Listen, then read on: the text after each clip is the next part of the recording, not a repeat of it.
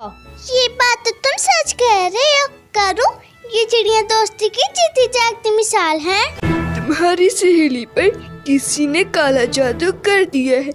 इसका इलाज सिर्फ एक ही है कि इसे जादुई सफेद फूल सूंघने के लिए मिल जाए, वरना तुम्हारी दोस्त जान से भी जा सकती है। उसी के पास तुम्हें वो सफेद फूल मिलेगा जिसने सोनू चिड़िया पर हमला कर दिया था। लालो तो वहाँ से भाग जाती है। एक जंगल में 3 दोस्तें रहती थी जिनकी आपस में बहुत ही गहरी दोस्ती थी। वो हर वक्त इकट्ठी रहती थी। वो अलग-अलग घर में नहीं रहती थी, बल्कि एक ही घर में तीनों रहती थी।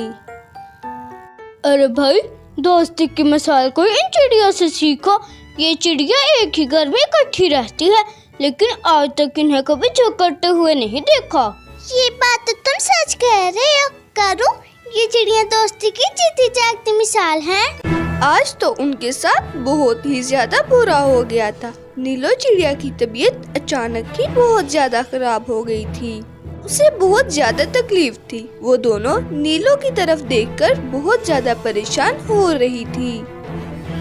लो, तुम बिल्कुल भी परेशान मत हो। मैं अभी जाती हूँ और जाकर हाथी डॉक्टर को बुला कर लाती हूँ। तुम बिल्कुल ही ठीक हो जाओगी। वो जल्दी से हाथी डॉक्टर को लेने के लिए भागती है।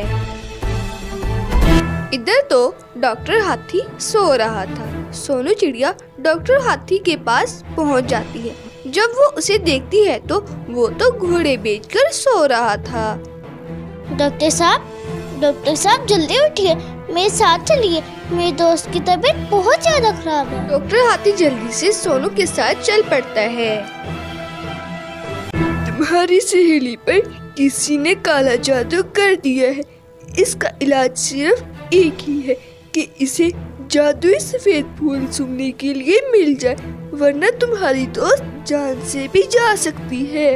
हाथी, वो सफेद फूल कहाँ से मिलेगा? आप मुझे बता दें, मैं वो जरूर लेकर आऊंगी। मैं अपनी दोस्त की जान जरूर बचाऊंगी। यहाँ से 10 जंगल छोड़कर 2 जंगल है। वो जंगल बहुत ही ज्यादा खतरनाक है। पहले जंगल में बहुत सी चीलें हैं जो तुम्हें मार भी सकती हैं। उस जंगल के बाद एक और जंगल है जो कि काले जिन का जंगल है। उसी के पास तुम्हें वो सफेद फूल मिलेगा जिससे तुम्हारी दोस्त की जान बच सकती है। अब वो जादुई सफेद फूल ढूंढने के लिए चल पड़ती हैं।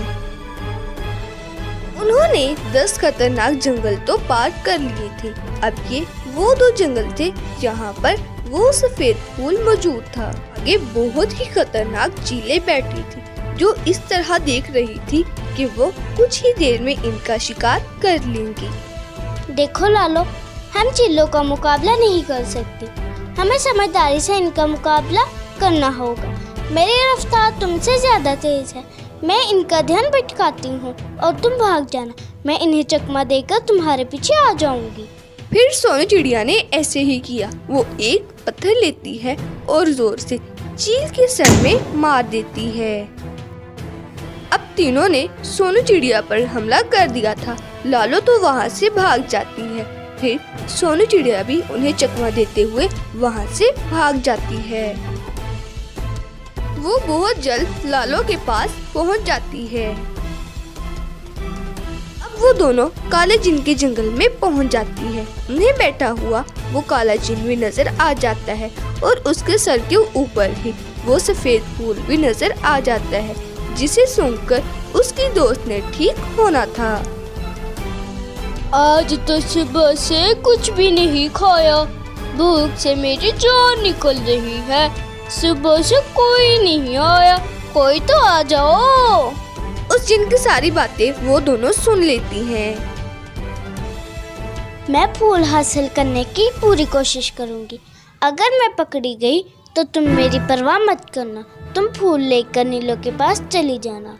सोनू चिड़िया वो फूल लेने के लिए आगे बढ़ती है जो कि जिन के सर के बिल्कुल ऊपर था। जिन उसे देख लेता है और पलक झपकते ही उसे पकड़ लेता है। चलो, मेरी तो दुआ कबूल हुई। कोई तो शिकार मेरे हाथ लगा। अब लालो जल्दी से वो फूल तोड़ती है और वहाँ से भाग जाती है। जिन जब गौर से देखता है तो सोनू चिड़िया तो मर चुकी थी। तभी उसने दूर से लालो को फूल ले जाते हुए देख लिया था।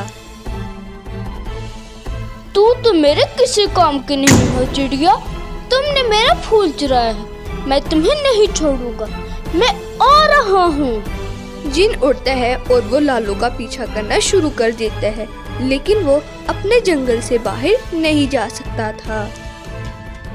सोनू चिड़िया मरी नहीं थी, बल्कि वो मरने का नाटक कर रही थी। तभी वो मौका देखकर वहाँ से भाग जाती है। उन दोनों सहेलियों ने मिलकर जिनको बेवकूफ बना दिया था और वो उन्हें देखता रह जाता है। फूल को सूंघते ही थोड़ी देर बाद उनकी दोस्त ठीक हो जाती है और वो तीनों बहुत खुश नजर आ रही थी।